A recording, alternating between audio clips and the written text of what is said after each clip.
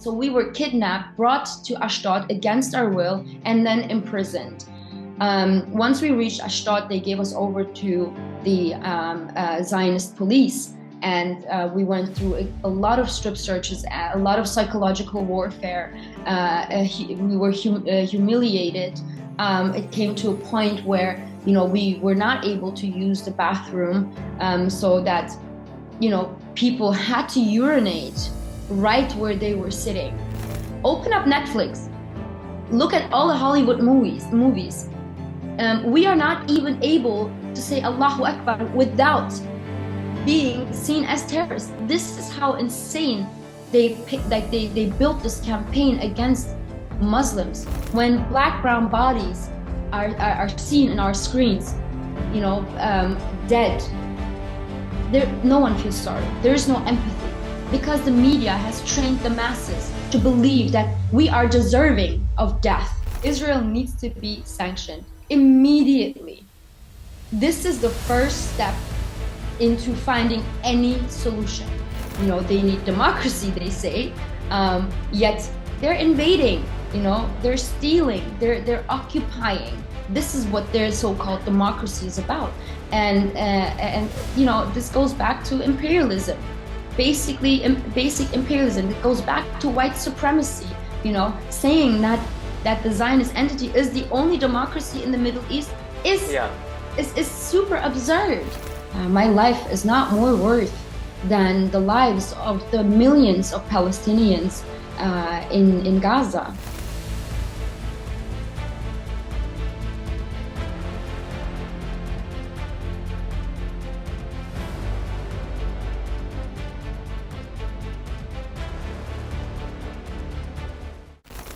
Gaza freedom flotilla ക്യാമ്പയിനിന്റെ ഭാഗമായി Madleen നൗകയിൽ ഗസയിലേക്ക് മാനുഷിക സഹായവുമായി പുറപ്പെട്ട 12 പേരിൽ ഒരാൾ. ഇസ്രായേലിന്റെ അനധികൃത കസ്റ്റഡിയിൽ ദിവസങ്ങളോളം കഴിയേണ്ടി വന്ന ജർമൻ ആക്ടിവിസ്റ്റ് യാസ്മിൻ അഗാർ ആണ് ഇന്ന് മീഡിയ വണ്ണൊപ്പം ചേരുന്നത്.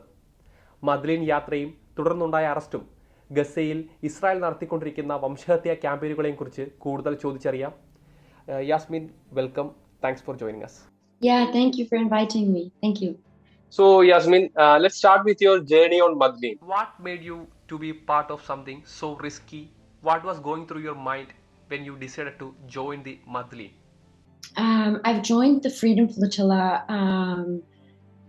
actually right after, not long after the genocide has started. And we've attempted, so the Madleen was our 4th attempt during the past 20 months, meaning during the genocide. And the reason why I joined is basically, I'm from Germany, and Germany is pretty much aiding and abetting the genocide, and they're the 2nd largest weapons supplier to the genocide in Gaza, breaching international law and violating human rights. And I thought it's my responsibility to make sure to stand up against my government committing these atrocities, especially considering the fact that, Germany's history. We tried taking a lot of actions in Germany, but we understood that it's not stopping the weapons supply to the Zionist entity. And I wanted to take a more radical action to show the Palestinians that we do stand with them and that we didn't forget about them. And the Freedom Flotilla has been, we've been sending ships since 2008, and because the siege, the illegal siege and the blockade was imposed on Gaza in 2007, and the whole world kept silent about it. And this is how the Freedom Flotilla came to be. This is not a solidarity movement that started during the genocide or after a siege was put on top of a siege. So the legacy of the Freedom Flotilla was always about bringing attention to the illegal blockade. And during the genocide, we said, well, we're not going to stop just because there's a genocide, just because it's more dangerous for us now. Activism and being in solidarity is not something that vanishes when our lives are at risk. So this is basically what I said to myself too. my life is not more worth than the lives of the millions of Palestinians in Gaza. Yeah. So you were also detained by the Israeli forces illegally and held for a few days. Actually, what was that like? Can you walk us through what happened and how you were treated during that time? We were in international waters traveling under the UK flag. We are a humanitarian mission carrying humanitarian aid, non-violent. We carry no weapons at all. The other side, however, is the one committing war crimes, breaching international law, committing the most horrific crimes against humanity, all these atrocities. And we knew what we were, up against. And we were 100 nautical miles away from the Palestinian territory, meaning we were in international waters, pretty much like, quite far away from Gaza. And on the night, connecting Sunday to Monday, at around 2 a.m., we were intercepted illegally, and the ship was the vessel was boarded by many Israeli occupation forces. Especially, these forces were the elite unit, actually the ones responsible for the most horrific crimes in Gaza. These were the same people that put a siege or sieged the Al-Shifa hospital, and were responsible for the mass killings, the mass graves. These were the people that came for us. These were the people that the Zionist entity sent to a non-violent mission, basically. So when they boarded, we did everything that we were trained to do. Non-violent, raised our hands, showed them we had no weapons whatsoever, and they entered with full gear, with rifles pointing at us, and that's when they started their media stunt. And we knew about it. We knew that this was a complete media stunt that they're doing, giving us sandwiches, giving us water, because these were the first things they did, And, for us, it's not worth. We don't want to get killed because we bring more to this world being alive. So you saw in the pictures that some of the activists, reached out and put it on the ground. In no point in time did we drink a drop of their water or took a piece of their silly sandwiches, because them giving this to us, we know that these people are the very same people shooting at the Palestinians when they go to the aid distributions. So if they don't feed the Palestinians, don't give food. Sorry, not feed, but if they don't give the food to Palestinians, we will not take their food or their water, right? After that, we were basically on the vessel, on the very small vessel, the Madleen, for 20 hours. But what I forgot is before they came on board, they attacked us. There was a quadcopter right above our head, a huge one, and then they released a chemical, white, light bluish chemical, and we were covered with that chemical for up to 40 hours. Because mind you, we were in international waters, and we were not boarded onto another vessel, meaning the Navy vessels. There were 7 of them around us, and we were held with the IOF soldiers for 20 hours on that small vessel. Of course, Israel, the Zionists, have a full impunity all around the world. That's why they could come in international waters and intercept us and bring us to Ashdod illegally. So we were kidnapped, brought to Ashdod against our will, and then imprisoned. Once we reached Ashdod, they gave us over to the Zionist police, and we went through a lot of strip searches, a lot of psychological warfare. We were humiliated. It came to a point where we were not able to use the bathroom, so that people had to urinate right where they were sitting. And after that, we were interrogated. They wanted us to sign this piece of paper that said that we entered the Zionist entity illegally, which we knew we were not going to sign anything because, again, we were there to bring humanitarian aid to a starving population of 2 million people. And we were carrying not only that, but we were also carrying hope and truth. So we were not going to sign under lies, So this is why they imprisoned us. And we could tell that they really hated us. They really hated for what we're standing for. They really hated that we dared to come and tell the Zionists that that we don't fear them, basically. And I always say, in the face of oppression, we cannot be scared of repression from our states and from the Zionists. The Zionists, they are very little. They are small people, and they are driven by fear and violence. So we basically wanted to show them that they do not decide for us, and that we will not stop where our governments draw those invisible lines, because we have a say in this as well.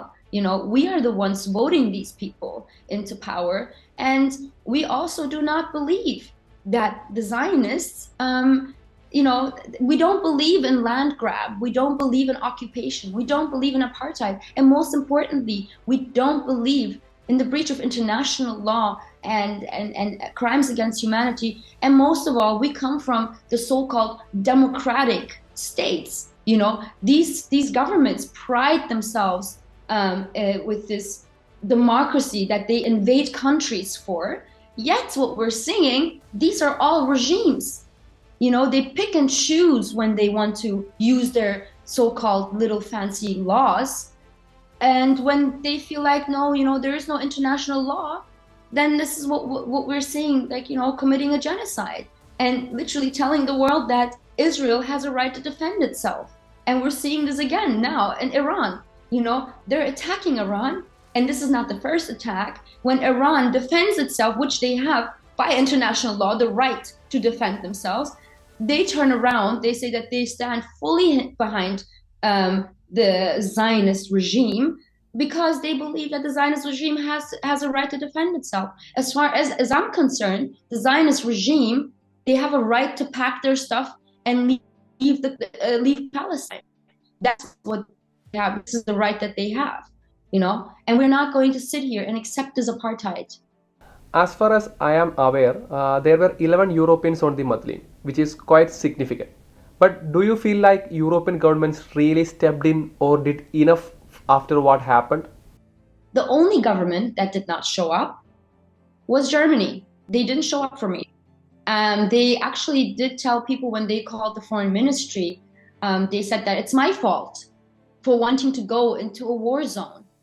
And at no point in time, I asked many times, can I speak to someone from Germany? There was none. Even the wards in the prison laughed. They laughed and said, who are you asking for? Do you think? And one of them even said, do you think Germany will come for your saving? So they know that Germany fully supports them and that Germany doesn't care about its citizen. And I'm not surprised. I wasn't expecting Germany to come for me. Right? Because Germany doesn't even care about Palestinians. Germany doesn't care if they're committing a genocide. Germany doesn't care and continues to send weapons. Of course, they're not going to come for me.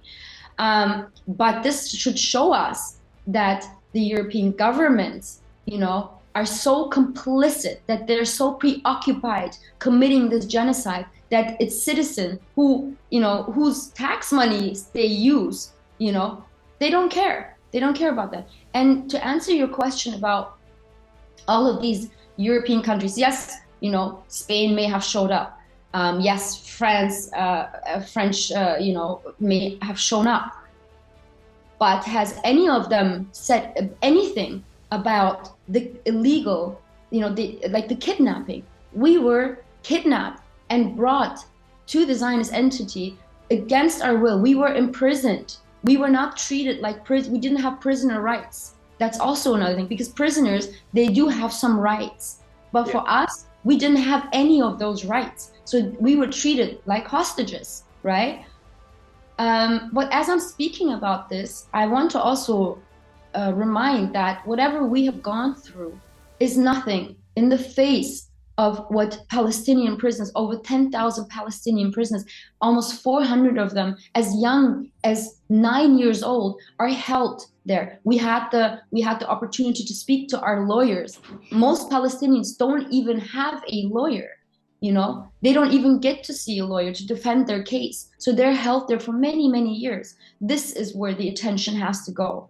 And again, and to quickly go back to what you said, why is Europe doing this? Why is Europe not doing anything about our case, but then also not for anything for Palestinians? Is because they're profiting from this democracy that they claim, or that they use to bring to other nations because they need democracy, they say, yet they're invading, they're stealing, they're occupying. This is what their so-called democracy is about. And this goes back to imperialism, basic imperialism. It goes back to white supremacy, saying that the Zionist entity is the only democracy in the Middle East is super absurd. It's super absurd because we don't even have democracy where democracy was born. So this is the problem, and this is what we have to pay attention to. It's imperialism, it's power, it's greed, it's money. This is why they're doing what they're doing to Palestine. And they're not doing it only in Palestine, they're doing it in the whole of the global south. Taking part in such a dangerous mission like Madleen, it must have come with a purpose. Do you feel it helped draw attention to what Palestinians are going through? How did people respond to your efforts? Do I think it changed something? Well, change has to be sustainable. And change needs to happen on the ground. And 20 months, all the efforts around the world, the millions of people who have stood up against their governments, against the genocide, against the apartheid, against the ethnic cleansing of Palestinians, it didn't change anything on the ground. As I'm speaking to you, there's something as it's like Squid Games. This is what people say. It's like we are watching a bad series of Black Mirror. People like this US-backed aid distribution is performative, and it is a new way to continue to dehumanize Palestinians, and a death trap. So whatever we're doing, it's not helping on the ground immediately. And this is what needs to happen. What the Madleen did, from what I never knew when we were organizing this, that this would blow up like this. But our purpose was always to bring back the attention to what's happening in Palestine, in Gaza. Because people, it's as silly as, people wake up in the morning and they open their phone while they're having breakfast, drinking their coffee, or while they're out with their friends, and they see these images. So it has become a part of everyone's lives to watch these horrific images, but they're not just images. If we see something like this, it's a call to action. It's something that we need to change. And people get used to this. People get used to seeing these horrific crimes, and this is what we wanted to show the world. This is not something we should get accustomed to. This is not something we should normalize. We have to bring it back to what's really happening on the ground.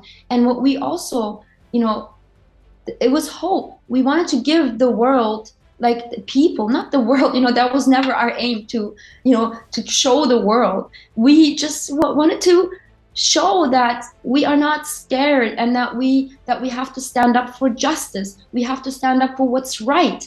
And even if we have to put our lives on the line, this is the right thing to do. And then what we saw is it brought hope to the Palestinians in Gaza. I've received so many messages, all of us, we received so many messages and videos, voice messages, everything. They're saying, we're waiting for you. And for the first time in 20 months, we understood that we are really not alone. And I used to tell them all the time, we are just a small fraction of a global uprising. If I'm not here today, trust me, tomorrow or the very same minute, there are millions around the world that are just like me. So don't worry. We're just showing you that there are millions of us in the world and you're not alone. So the Gaza Humanitarian Foundation, actually, the Israel and US is saying that we are giving food to the Gazans, but the Hamas and other fringe groups are making that distribution harder for them. Absolutely. Well, this whole Hamas thing, first and foremost, the hospitals that were bombed, there was always, Hamas related, that there's Hamas hiding under the hospitals or behind the hospitals, behind schools, behind the safe zones, where tents are, and every lie or every propaganda of the Israeli regime is actually them telling the truth about themselves. What we're seeing in Tel Aviv right now, they have whole commandos under hospitals. So they're basically talking about themselves, and they're always to use Hamas, or saying that Hamas is using Palestinians as human shields. It's just a way, it's a propaganda. All of the complicit countries are saying the same thing. They're doing this lip service of Israel of the IOF. But when it comes to the aid distribution, Palestinians have not been starving for the past 4 months. Palestinians have been starving even beyond the genocide.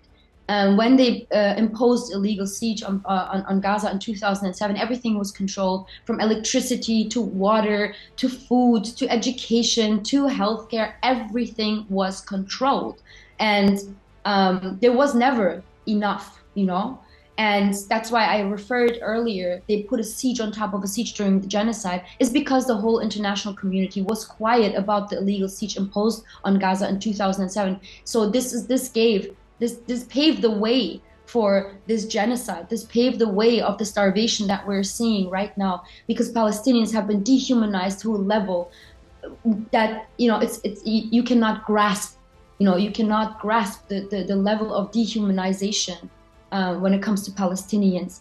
And if they wanted, they could have stopped the starvation. How could they stop the starvation? By sanctioning Israel. It's as easy as that. But instead of sanctioning Israel, they are fueling the genocide. So they don't want it to stop. It's just performative. Really, it's just a performative act for them to say at some point, well, we tried to help. But it was Hamas who stopped us from helping. Yeah. How do you see the role of the media? What is the role they play in this? Well, first and foremost, journalism and the press is a pillar of democracy. So they hold big responsibilities when it comes to wars, when it comes to democracy, when it comes to law. They are the ones between the governments and the mass. So they have to, everyone is talking about when it comes to Palestine, we have to be neutral. Yeah. I believe that the people need to be neutral. We cannot be neutral in the face of what's going on, right? But who has to be neutral is the press, meaning not neutrality in a way of, saying what we're seeing right now. They are not neutral. They are picking a side. They're picking the side of the Zionists. They're picking the side of the imperial powers. They're picking the side of the white supremacist states, right? And they're upholding these regimes. They're upholding the genocide. So they are complicit. And that has a reason, because brown, black people from the global south, especially Muslims, it has been normalized that our men, women, and children are seen as terrorists, right? I'm saying children because this is what Israelis say, that their children are terrorists. So when black, brown bodies are seen in our screens, dead, no one feels sorry. There is no empathy, because the media has trained the masses to believe that we are deserving of death. We are not deserving of life. And the media continues to play this game, but not for long. I promise you, I know that you're probably seeing this too. They will all have to pay for what they have done. meaning in a legal way, because they are manufacturing consent, and this is illegal. This is pure manipulation, and they are, as far as I'm concerned, they are very, very much complicit for not telling the truth, for picking the side of Zionists, for doing the lip service of the IOF, and it's very shameful. And I can tell you from Germany, all of the German media landscape, they are copying exactly what the IOF is. They are literally, like, word for word, they are copying it. And also in Germany, the biggest media company, Axel Springer, they own Yacht 2. Not sure if you know Yacht 2. You should check it out. It's actually it's like Amazon, eBay, or whatever. They are selling illegal settlements. So the German media is actually profiting from the illegal settlements. They are profiting from apartheid. So I'm not surprised that they would want to uphold this genocide and the ethnic cleansing of Palestinians, because they're profiting from it, like everyone else who is complicit. So you are saying that these propaganda or the normalization of the Israeli genocide has an element of Islamophobia too, right? Absolutely. Well, I mean, when you go back to 2001, after 9/11, we know it's black and white. You can research it. It's all out in the open. It's just that the world doesn't care anymore, right? They have spent millions into these campaigns where they have shown especially Muslim men as terrorists. Open up Netflix. Look at all the Hollywood movies. We are not even able to say Allahu Akbar without being seen as terrorists. This is how insane they built this campaign against Muslims. Our belief system, our religion has been turned into a weapon that turns against us. And the whole world is scared because they bought into this. And I don't have any empathy with the people that say, I didn't know. Well, you didn't know because it was easier for you to buy into this campaign, this propaganda campaign, instead of educating yourself. It's not an excuse to say I was manipulated. There's so many people around the world. It's just one click away. You can Google everything nowadays. You can talk to these people. In Germany, there's so many Muslim people. There's so many immigrants. Talk to these people. But no, the world is so used to buying into these things because it's easier to buy into propaganda than actually educating yourself, than actually seeing the real people behind these, these faces that they try to paint. And this goes back to racism, because we live in systems of racism. We live in systems of oppression. And if we cannot break through these systems, then this will continue and will go on. And the narration will offer this type of racism and dehumanization. So what do you think the real political solution to the bigger Palestinian issue is? Sorry, I couldn't hear you. Say it again. So what's the real political solution that's needed to address the Palestinian issue, the bigger Palestinian issue?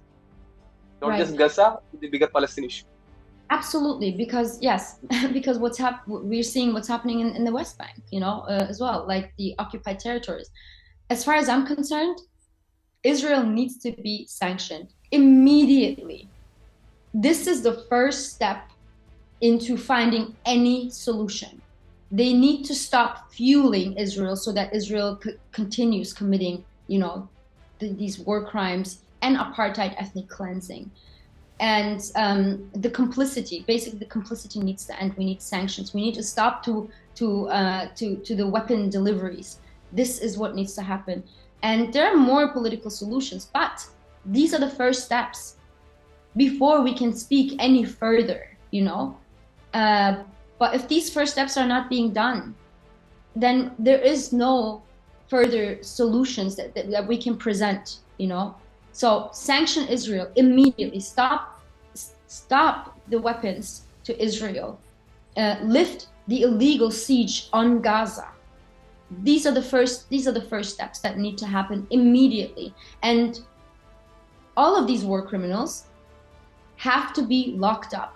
There is a ruling, they are in front of the ICJ. So we have to go through with this.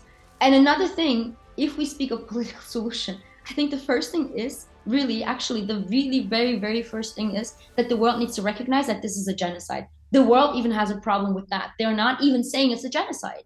So, this is the problem. They cannot see it for what it is. They're still trying to make us believe it's not a genocide. They're still trying to make us believe that Israel has a right to defend itself, that Israel did not steal land, that Palestine was a land without people. I mean, these are the things that we have to address.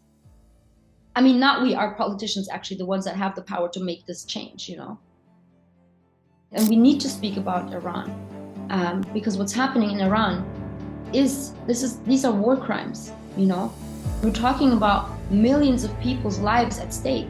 In Europe, women are allowed to wear what they want until they choose to wear a hijab. Then you don't have a right. So what are they talking about? This when we talk about Iran or Israel or the West and the Middle East, it's not about women's clothing. It's not about women's rights. It's that they are instrumentalizing women. They are using Middle Eastern women's clothing and their belief system to say that they are oppressed. There's a huge difference between Judaism and Zionism. The Zionists are actually instrumentalizing Judaism, this is what the Nazis did too. Nazis said we have to protect ourselves from the Jews. And this is why you have many, many young people joining the Nazis, to mass slaughter Jews because they saw them as a threat, right? And this is what Israel is doing. It's the same narrative. It's exactly the same, and maybe even worse. They are doing what Nazis have done to the Jews. For 20 years, we were told that the US is there to destabilize the Taliban, right? Who has power over everything in Afghanistan, which is a terror group. They were saying for 20 years. And in 2021, they gave back the power to the Taliban. So who are you actually fighting?